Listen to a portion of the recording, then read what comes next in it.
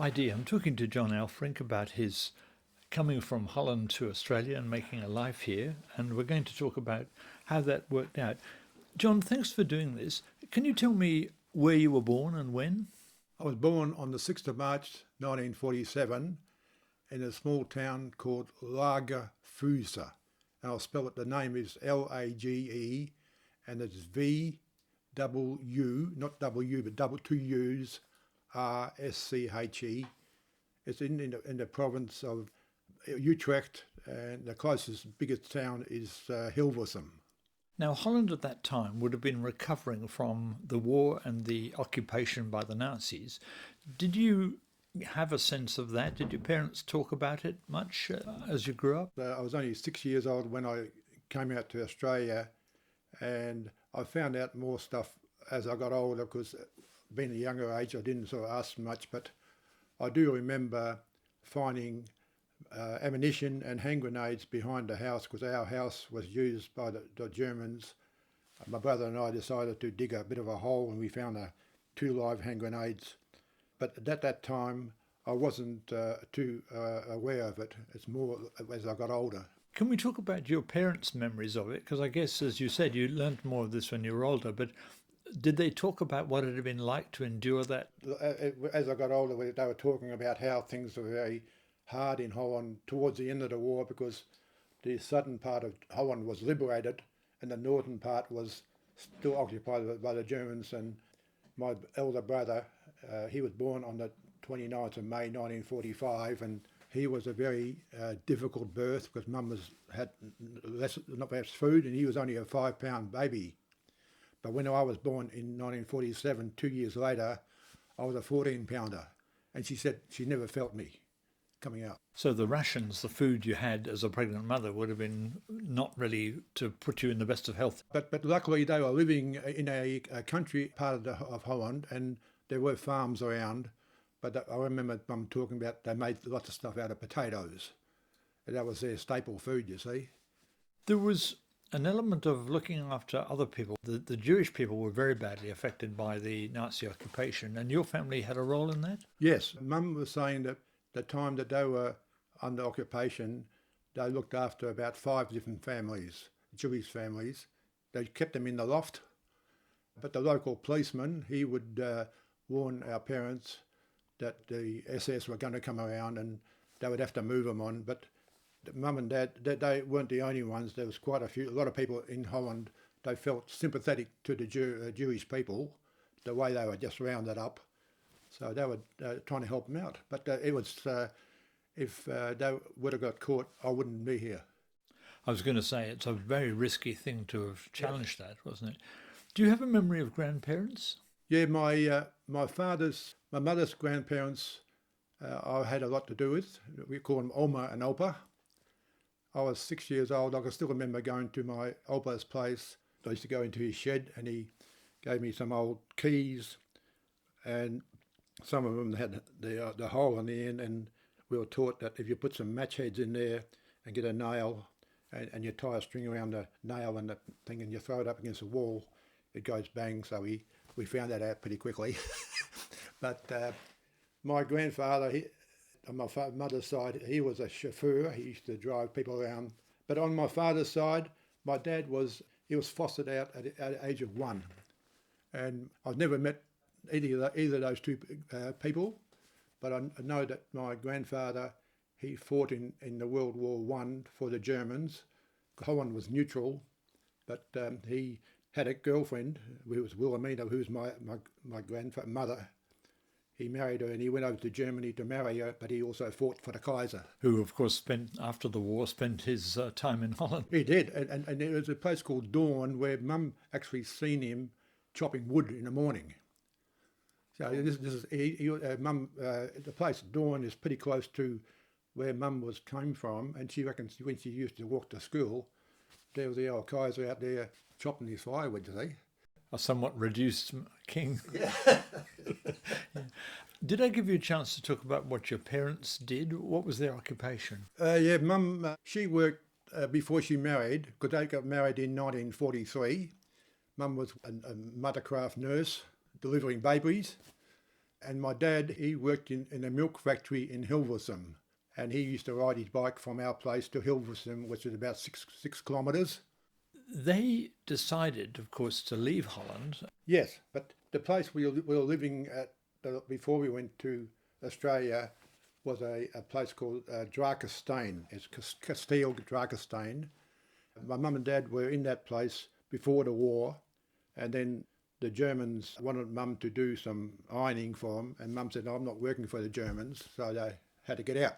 As soon as the war was finished, they came straight back in again, and the castle was owned by a guy called, he was a Jonkheer, Boss van Drakensteen.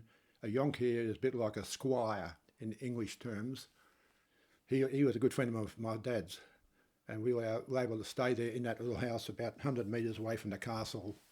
Is this a connection with the Dutch royal family? Yeah, we left in 1953, and then 1959, Queen Beatrix, I think she might have been Princess Beatrix then, she and her husband, Prince Claus, they reared their family there. That's King William Alexander. He probably would have played in the same sandbox as me, you know, on that same spot. Did you have any childhood memories of this yourself? Oh yeah, we used to go and there used to be a moat around this castle, and then in the winter time that would freeze up, and we would go and skate on it. And then when the ice sort of started to melt, you could actually hop on the ice, and the whole lot would just move. You know, you could move it around with it. But we were surrounded by beautiful big oak trees, and there used to be a lot of old statues in the paddock, you know, in the area. I think the whole area of Drakensteen was about 30 hectares. It's a lovely area, and in 1985, my mum and I went back to have a look at the place, because we had to get permission from Beatrix to go there. And so I wrote a letter to the Dutch consul in Perth, and they said, yeah, let us know when you get there, and we'll go in there.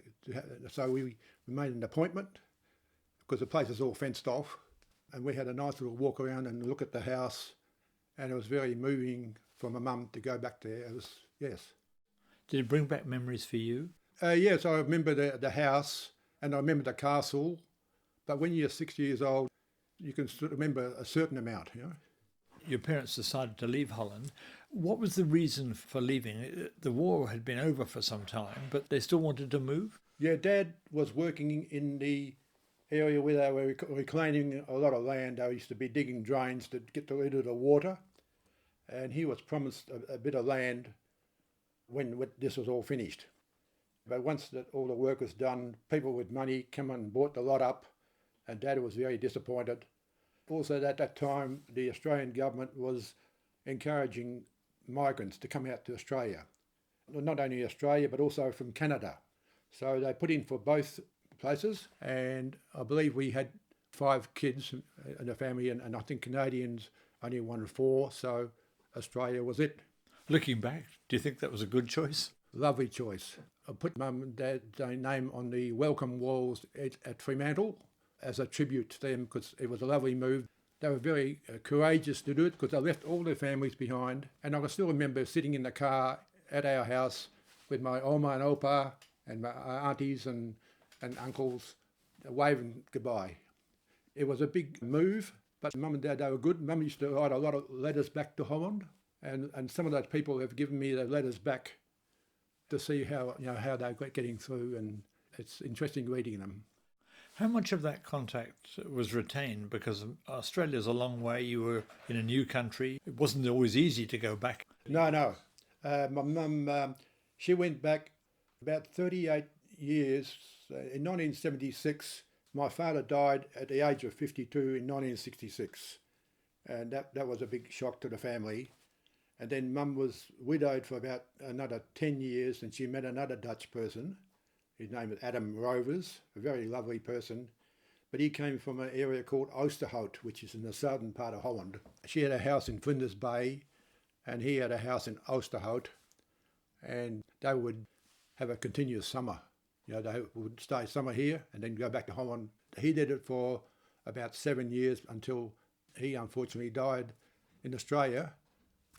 But they had a good time. But I keep in contact with my step family in Oosterhout, and also I've got some cousins on my mum's side and dad's side, which we keep in contact still with. When your family came, what were the prospects for a new life? What kind of work or life would they be able to have here? We arrived at Fremantle on the 28th of July 1953, and I think we were promised a job and a house, but when we got there that didn't eventuate. We went to the migrant camp in Northam. It's called a Holland camp, but we spent 3 weeks there. I remember going to school there because I was just school age, and my dad must have met up with Dr. Swift. He was looking for some farm work, and so we came out either early September. We arrived in Margaret River and we went to a place called Glenelly, which is still there. What were your impressions of this very different country from Holland? Do you remember what you felt about it? I think when you're a kid, you just take it what it is. You know, it's in Holland. I had my friends we used to play around with. When I got to Australia, I went to school here. I got some good mates. You know, we played. It's mum and dad. They had to worry about the next meal. Did you have any English at the age of 6? No, we learned at school. And I remember some of the letters that the mum wrote back to Holland, and she's saying the kids are learning English quicker than we are. And unfortunately, we learned all the swear words first, you know. I didn't do any classes, but I do remember learning the word lavatory. That was the first thing I did, because you know at school you want to go to the lavatory, you put your hand up, and I remember that word. But eventually everything just sort of came out, you know. I think when you're younger, you pick it up quicker. And your mates teach you, don't they? Yeah. As we said, your parents, of course, were working. You mentioned farming? Yeah, Dad got a job with Dr. Swift. He had to be the farm manager there. He just went around. All he had was a horse, a little wild horse. But Dad, during the war, he was in the Dutch cavalry, so he had a bit of horse experience. So anyway, this horse had probably never been ridden before. But anyway, he got on this horse. He sort of tamed it a bit. One time he came off, and you reckon he had his foot stuck in the stirrup, and he was on the ground. And luckily he managed to get out. So anyway, but he tamed this horse down, and they had the old mower towed with a horse. They did a bit of hay cutting, and I remember they had the old type of hay rake, which we got at the old settlement. He used to make them and he did a bit of hay work, and then we put it on the stook with a fork. But they weren't too happy there because we were in Dr. Swift. He just had a one-room building. I think his father was involved with the Perth Zoo, and they did a lot of research at the caves down here, which I found out later. That house was a bit small, so 9 months later, we got a house that belonged to the McLeod family. So we moved there. Is that where you presently your daughters live? We went to the McLeod's family, and by that time, Dad was working. He got a job at the Margaret timber mill. Had no car, so he had to get the push bike in from Glenelly to the mill and back, and it wasn't bitumen roads. Caves Road was a dirt track. Warcliffe Road was still a dirt track. So anyway, but they were young. They were in their late 30s, keen. So, but while we were down in McLeod's place, that's across the road from the cemetery. It used to belong to Keith McLeod's grandfather, who came here in 1902 with the Loring family and bought a lot of land up. But we lived in that house, and at that time, there's some land come up for selection, conditional purchase block. And so Dad went to Perth, and he put his case up. He said, I've got 2 strong sons. He put in for this 219-acre block on Narrowway Road, and he got it. So then he became an independent farmer? He was very happy because he'd never owned any land before, but it was bush, total bush. I remember Mum saying that they rode from that McLeod's place to Narrowway, up Budget uphill, which is probably around about 10 k's. They rode to the farm and they saw, do we own all this? From our house to the end is about 1.5 k's and total bush. So the first thing they had to do is save up a bit of money to pay for a bulldozer to clear probably a 1/2 acre to build a house. That was the start. Before we did this conversation, you were talking about the way in which you had to clear timber in those days. Was that still going on? Because the group settlement had started it, but you were there 30 years later. They still adopted some of the group settlement rules because they had to have a fence around after 5 years. And then another 5 years' time, you had to have a certain amount cleared.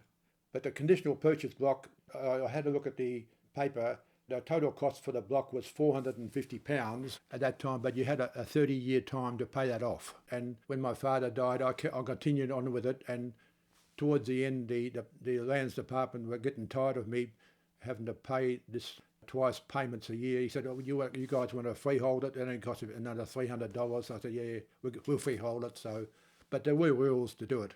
Now, timber varies a lot, of course, in this district, from small trees like peppermints to giant trees like Carry and Marry. What was the kind of timber your dad had to clear? Well, they had the bulldozer, the D6. They could only clear the big Carry trees and some of the big red gums they couldn't touch.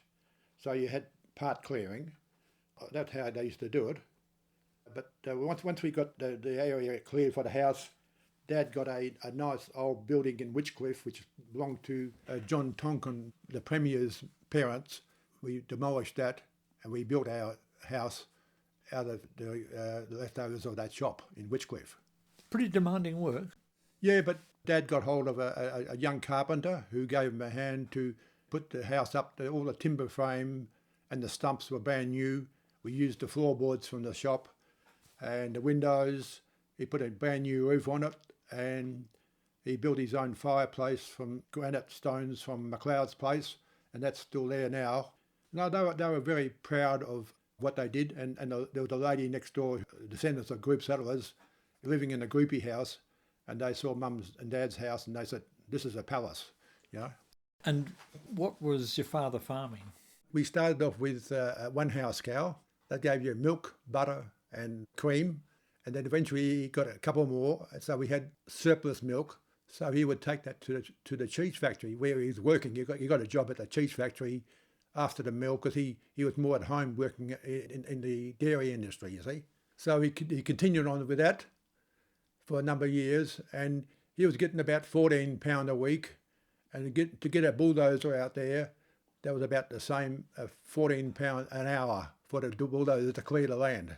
So you had to work a week, but the bulldozer could probably clear about an acre in that time. Your dad died at 52. Do you think he worked too hard? Yeah, but he was in that time. I think if he was alive today, he could have had bypass surgery, because I've had bypass surgery myself.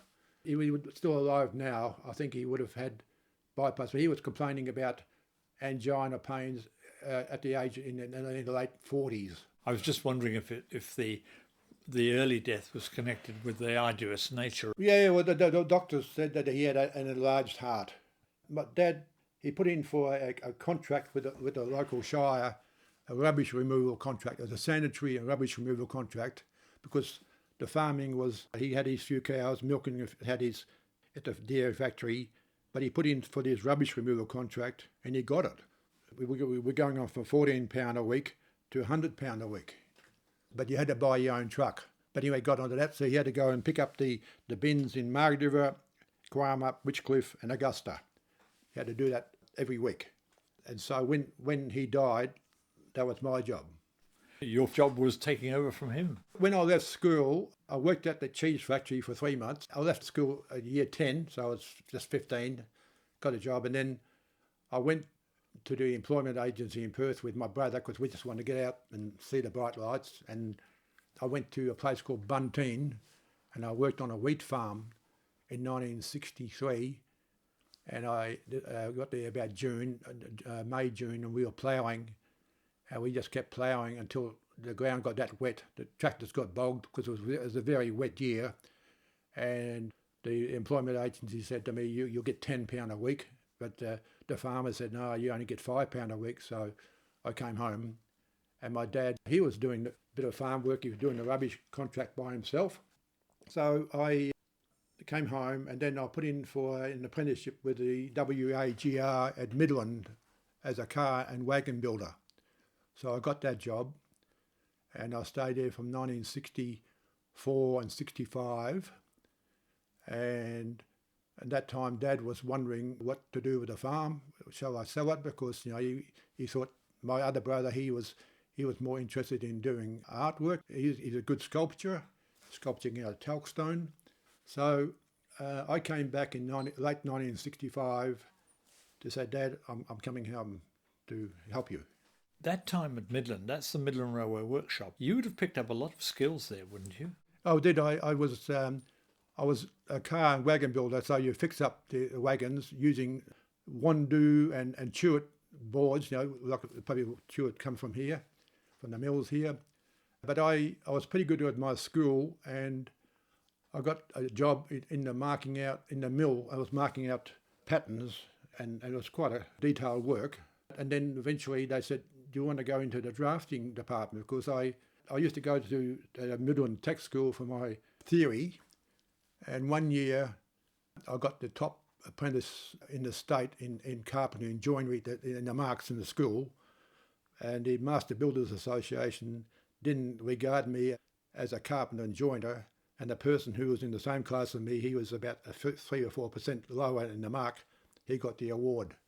Well, anyway, that's how it is. I remember interviewing some of those men, and they had what I call their brains in their hands. They were extraordinarily skilled at putting their hand to anything. Yeah. Did you get that kind of I did. When I was working at the mill on the marking out table, when I did my work, the rest of the time was free, and I used to make the 21st birthday keys.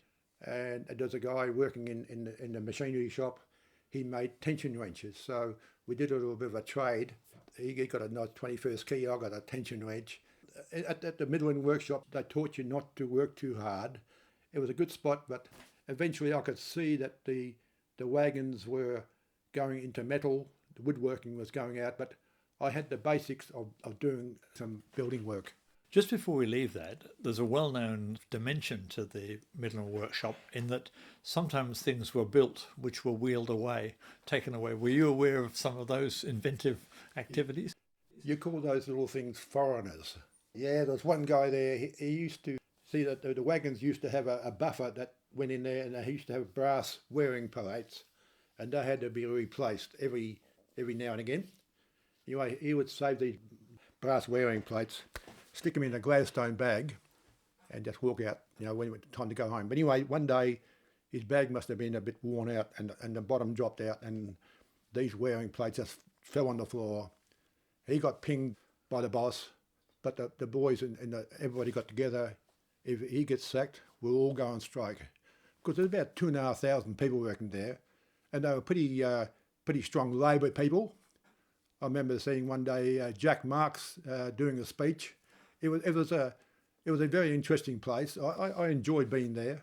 There was a suggestion that the management sometimes winked at it because they were learning skills which, all right, you lost the odd thing or two, like the bloke taking a wheelbarrow out with some junk in it, and the wheelbarrow was the thing he'd made and he took it home. Those kind of things. Did the management in some ways sort of wink at that? Yeah, they knew it was going on. Because the bosses, they were part of the working people eventually too, you see. But they seemed to pick, if you were a good worker, they didn't bypass you as a boss, because my boss in the mill, he was a dedicated person, but he never got the job as boss. They seemed to pick on the ones who were a bit lazier to get the boss's job, you see. But everybody knew this guy was driving around in a red Mini through the workshops. You could just drive your vehicles through it, and they used to call him the Red Terror.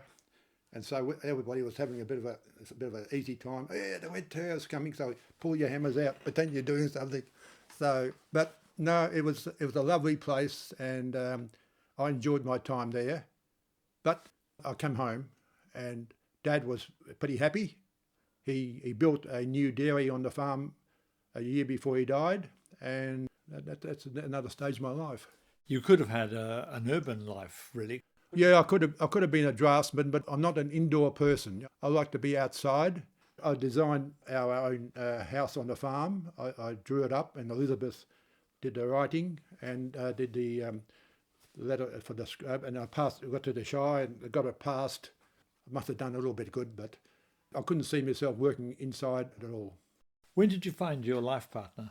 Elizabeth, her father was a congregational church minister in Kurrama. He came here in about 1978, just a few years after my dad died.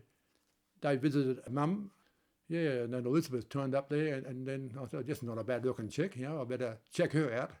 So we got married in 1970. So we just got our 50 years in last year.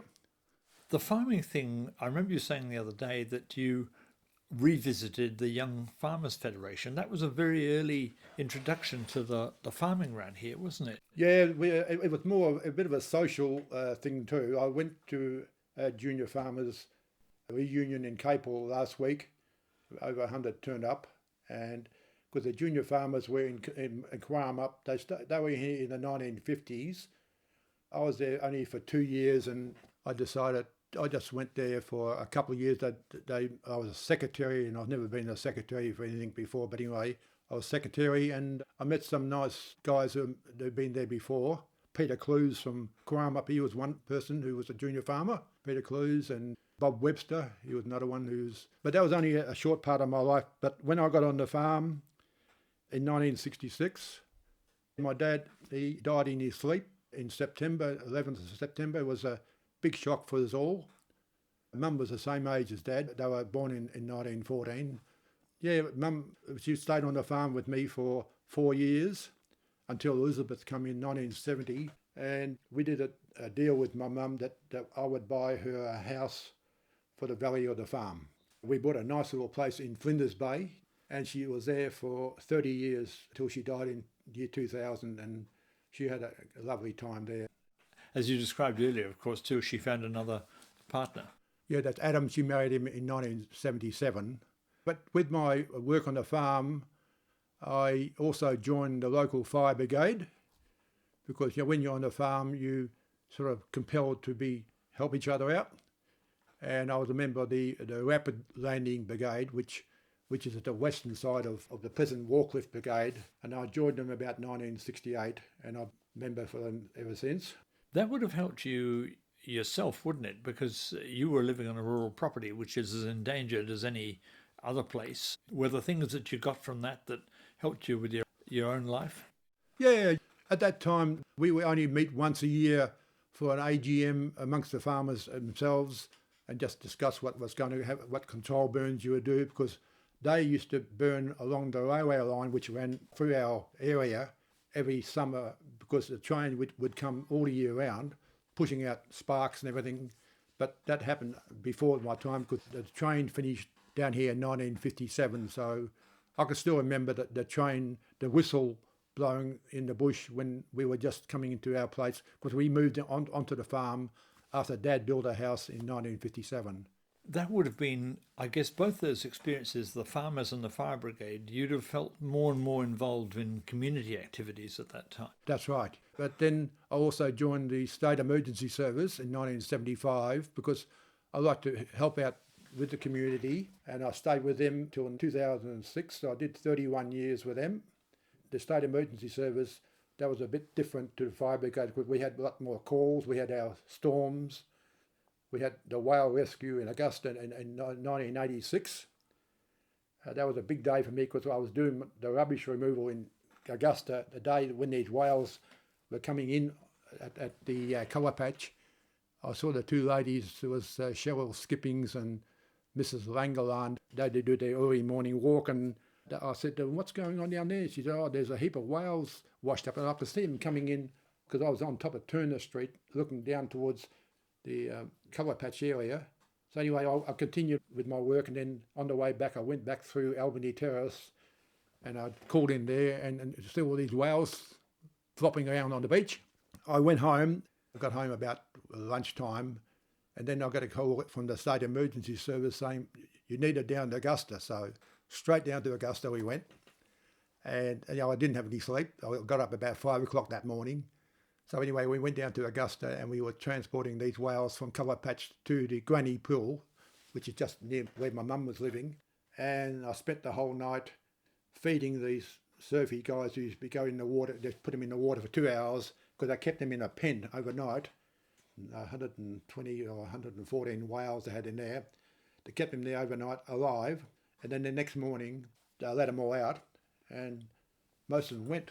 They're very difficult to move. I mean, they're enormously heavy creatures. What techniques did they... Well, they had a front end loader, and they used to put 2 tyres on each end so that the whale wouldn't get damaged on the sharp edge of the bucket, and they put them on the back of a truck. A truck had a heap of sand on it so that the whale wouldn't be rubbing. And so we drove them from the cover patch to Granny's Pool, and then they went down the boat ramp and just tipped them off, and they slid into the water. Did you ever feel you got a thanks from the whales? Oh, it was quite funny. One time I picked up a little whale, a little small one, and held him in. You could hear him squeaking, and you put him back in the water. It was unusual, and then all of a sudden all this publicity came in. There was TVs everywhere. It was a very at that time you didn't think much about it, but it was a long day for me because I got home after 40 hours, and I just bombed out for a good day. It does say something for the community, doesn't it, though, that all those men, including you, went and helped these creatures. That tells you something about a community, doesn't it? Yeah, I wish people would treat their fellow people just like they do with the animals, you know. I don't know, they seem to treat animals differently to other human beings. I think I treat everybody the same, animals or human beings. But with the State Emergency Service, we also had fishermen who got washed off the rocks. We had to retrieve them, and also I was involved with the Gracetown incident, you know, and that was pretty sad because you knew all the people who got buried under the sand. But overall, the State Emergency Service, they were a great bunch of people to work with. The same with our fire brigade, which I'm still involved with, Warcliffe. They're a lovely group to be with. Because you were bringing up a family too at this time, weren't you? Did you get involved in things like PNC? Yeah, my eldest daughter, Joanna, she started school, she was born in 1971. About 1977, she would have been about 6, I joined the PNC, and I was with them for 13 years, and I was their president for probably about half that time. They had the primary school and the high school PNC all together, and we went to meet. Landman Genie was the headmaster for the high school, and Kevin Squance was the primary school PNC person. But when I was a PNC president, one time the teachers decided to go on strike. So all the local pollies were down in town here. It was a fairly liberal area here. And they expected me to decide whether tell the teachers not to strike, but I said, no, it's none of my business. I'll let the teachers do what they want. And the pollies reckoned that wasn't a good idea to do, but I said, look, I'm independent.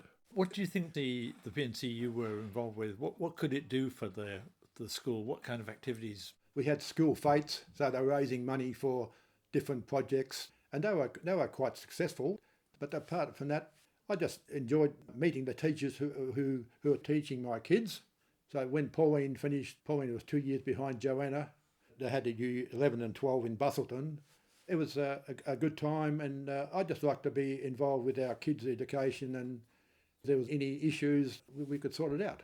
Do you think that relationship you had with teachers affected your attitude towards their strike situation, that you knew how hard they worked? Yeah, so I'm not sure what the strike was about, but I was sympathetic to the teachers, you know.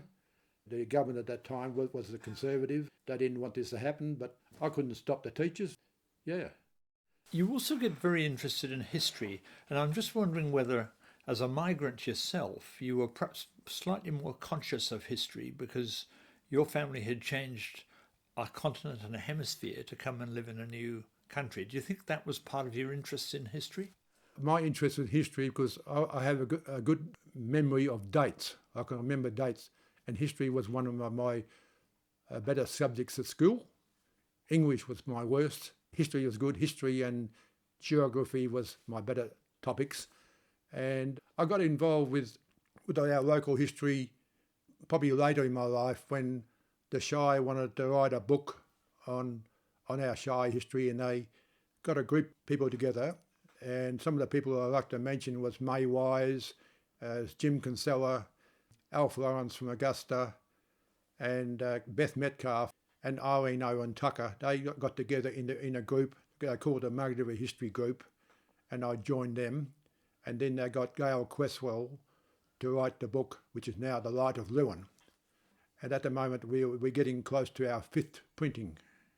That got me going. And then from the history group, they decided to form the Margaretville Historical Society, and that's how that evolved. That historical society had premises in the community centre for a time. Yes. We formed the Margaretville Historical Society in 1999, and I was their first president, and we had a very talented person in the name of Stan Dilks. He was a very forward-thinking person, and Sally Hayes was our secretary, and then we had Betty McEwen and Pat Gray and Irene Tucker, and we just formed our little group, and we met in a place called the old Isaac's House, which was transferred to the community centre from further up the town, and that was our headquarters till 2011 when we moved over to the old settlement. That's an interesting situation, isn't it? Because heritage and history are one and the same thing. Where people live and work is part of your history. That involved you more and more, didn't it, with the value of the community centre when the new hospital was built and the fate of the old building was in question. Do you have memories of that time? Yeah, I joined the Community Resource Centre just as interest, because they were going to remove the building and put some fancy university on it. So I got involved with them because Joyce Bennett at that time, she put a lot of hours into it. And now we've got that building saved, and it's still part of our heritage. It's coming up to close to 100 years now that the building is there. And I'll take my hat off to the people who put their efforts into it. And I'm quite proud that it was only a small time, but I was there because when the Historical Society was formed, I couldn't do both jobs, but I still keep contact with the people. You worked as treasurer, in fact, didn't you, at the community centre? Now, you mentioned the Isaacs building just now, and of course that's now part of the community centre. Do you remember the move to get it into... Oh, yeah. That was... Sally Hayes organised that, and they had a person called Percy Putt. He already moved the doctor's... used to be a doctor's surgery that was sitting right on the Tunbridge Street, and they moved it back, which is now the soup kitchen. But anyway, the Isaac's house was down on Warcliffe Road, which is now where not sure, it's not next to the Knights Inn, and they wanted to develop that site, and they said we could have the building. So we had to raise about $25,000 to get this thing moved up. And moving it up through the town? Up Tunbridge Street, we had to get Western Power in to lift the power lines up because this thing was sitting on the back of the truck. But, you do it on a fairly quiet day, but we got it through. It was a tight squeeze, wasn't it? It was a very tight squeeze. But this guy, Percy, he'd been doing this for years. He jacked the whole house up, put beams underneath it, jacked it up, and he had new stumps on where it is now. But we saved that building, and now I think it's a little art gallery now. It's a lovely little spot. You must be pretty proud of having helped to restore and bring new buildings into the community centre. Yeah. And now we're doing the old settlement, and we got a lovely group of people there. Viv Halsell, she took over for me as president because I was their president for 7 years. She's put a lot of effort in, and as well as her husband, and now we've got the school and the old house open for the public. We added a wash house, and we even got an old top dunny with a pan in the bottom with a perspex box so people don't sit on it. You've talked about this already, but I'm wondering if there's anything in it that's still of interest to you in going back to Holland. I've been back to Holland about 5 times since we came over. The first time I went back with my mother when my stepfather died. That was in 1985. But then when I retired from my rubbish contract in 2000, Elizabeth, we've been on, so each time we went on the Rhine, that finished in Holland, so we stopped there. I caught up with a cousin, and the last time we were there was 2 years ago. We did a trip through Europe and Switzerland, Germany and Austria, and then we went on the Rhine from Basel to Amsterdam, and then I went down to Oosterhout where my stepfamily lived, and we stayed there for a week. Yeah, so we had a get together, but I don't know what's going to happen now because with this virus, I think we have to stay home for a little while. You've had a European life and an Australian life. Would you have had any other life, do you think? No, I'm glad I've been an Australian. I don't know what would happen if I would have stayed in Holland. I don't know what I would have done.